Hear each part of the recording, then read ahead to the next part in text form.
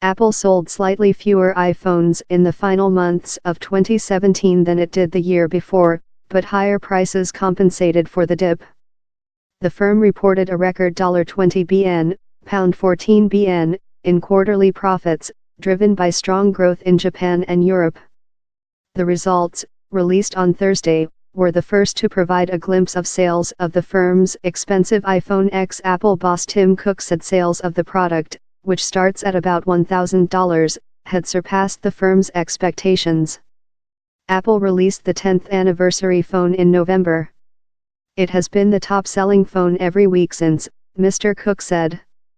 Investors had been worried that demand for the firm's products may be dimming, concerns that appeared to be bolstered by a weaker-than-expected sales forecast for coming months.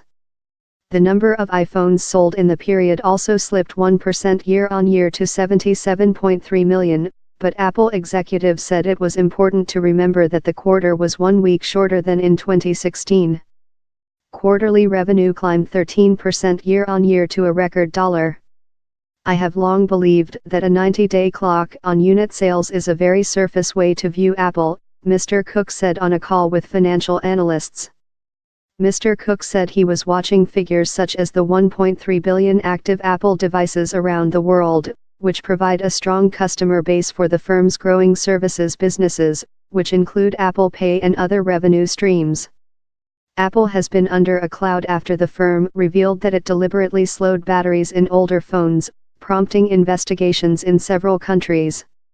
It has since apologized, offering customers cheaper batteries and other modifications, but analysts have said that could reduce replacement purchases, potentially affecting the firm's bottom line.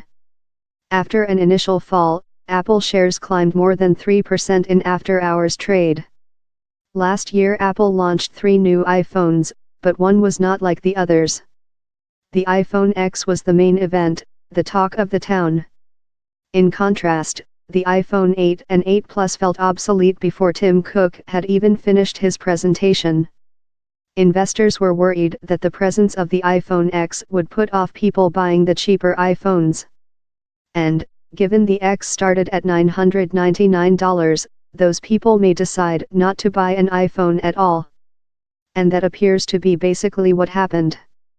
Apple sold marginally fewer iPhones compared with this time last year, though the company blamed that on a shorter accounting period compared with the same time in 2016.